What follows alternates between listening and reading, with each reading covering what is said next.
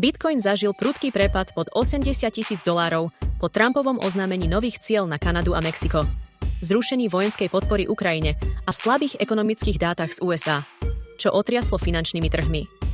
Výpredaj bol taký silný, že z kryptomenových fondov odteklo rekordných $2,9 miliardy za týždeň, čím sa trh dostal pod ešte väčší tlak.